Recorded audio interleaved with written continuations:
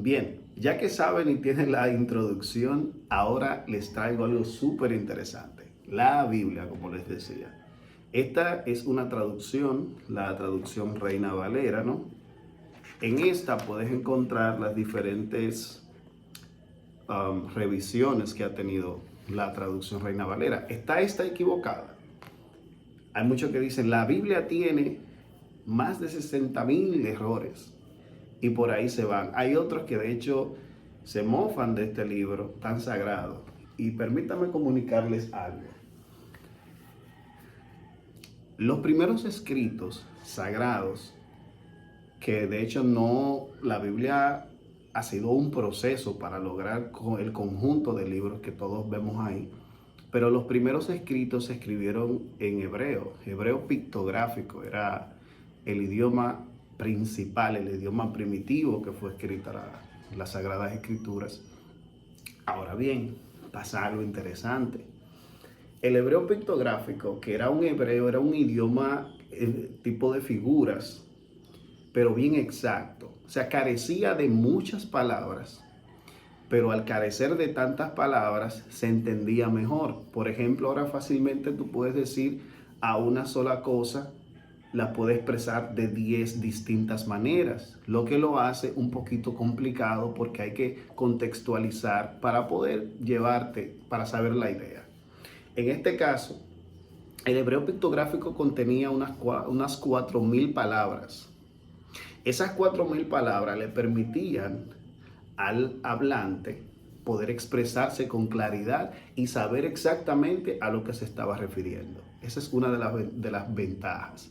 Ahora bien, en la actualidad, el idioma español, por decir un ejemplo, posee alrededor de 93,000 a 100,000 palabras, según la Real Academia de la Lengua.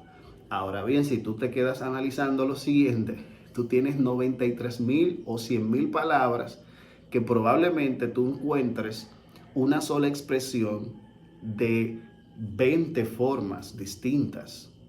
Entonces eso muchas veces lo hace un poquito difícil de comprender, otras veces confuso.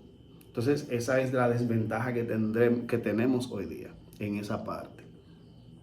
El hebreo pictográfico, o sea, los primeros escritos están en hebreo, hay algunas partes que están en arameo, porque cuando el pueblo va a Babilonia con lo que el exilio y todo eso. Y el griego, ¿cómo se traduce o cómo nace del hebreo al griego? Es ahí donde unos eruditos judíos, unos 72 a 70, comenzaron el proyecto de la traducción de esos escritos en hebreo a llevarlos al griego. A esto se le conoce como la Septuaginta. Esa es la primera traducción que hacen en los siglos 2 o 3, del siglo 2 al siglo 3 antes de Cristo. Ahí entonces ya las personas tienen más acceso para conocer los escritos los escritos sagrados, pero pasa una situación. En hebreo hay expresiones que no tienen un equivalente en otro idioma. Entonces ahí viene que hay palabras que son que su esencia real se degradó un poquito. Escuche bien, su esencia se degradó un poquito. No quiere decir que no es comprensible, sí, se entiende, pero la esencia, lo principal, el valor inicial, se fue perdiendo un poquito. Sin embargo, el Eterno aún así usa esas palabras para salvación, de tal manera que hay millones de personas salvas por esa verdad. Pasan los años, ahí luego entra lo que es los primeros escritos o las traducciones en español. Ahí entra Casiodoro de Reina y Cipriano Valera. Estos eran unos ex sacerdotes jerónimos que, acuérdense que que luego de la traducción de la Septuaginta, por unos 70, como les decía, 70 eruditos, llega la necesidad de traducirla al latín. Y la traducción del hebreo o tomada del mismo griego al latín se le conoce como la Vulgata, que Vulgata en el idioma latín es como divulgada. Entonces esta entra para las personas de habla latina.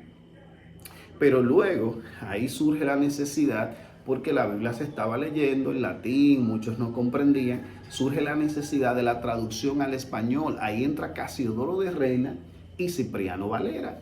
Miren acá, esta es la primera traducción de la Biblia por estos personajes, Casiodoro de Reina y Cipriano de Valera, que agradecemos bastante y bendecimos la trayectoria, bendecimos de hecho ese gran labor que hicieron. La primera traducción data en el 1600. ¿Qué pasa? O no, para ser exactos, en el 1592. 1592, su primera revisión la hicieron en el 1600. Es decir, pero ¿qué pasa? Que ellos hicieron todo lo que pudieron. El trabajo que ellos hicieron fue magistral. Aunque hay palabras que en el hebreo no tiene su equivalente en el español, ellos hicieron un trabajo de poner lo más acercado posible al original. Pasa una situación que de ahí vienen lo que es variantes textuales. Ahí vienen expresiones que no es exactamente lo que se quiere decir en hebreo, y ahí surgen algunas variantes o variaciones, y muchos le llaman errores, pero no diría errores, porque la palabra de Dios no tiene error. La palabra de Dios es perfecta tal cual salió. Ahora, en el camino, el ser humano, a todo lo que el ser humano le pone la mano de una u otra forma, le da su modificacioncita. Entonces, es por ello la importancia de que si tú quieres saber de la palabra y estudiarla, en primer lugar, ven a mi canal, porque te voy a estar subiendo cápsulas para que conozcas, para que los estudies también. No aceptes todo como una verdad absoluta, porque no lo existe. Más bien, acéptalo como un primer paso para tú seguir estudiando y buscando aprender de todo lo que tenga que ver con la eternidad de nuestro Padre. Es muy importante. Entonces, ahí, amigos, lo quiero dejar hasta ahí.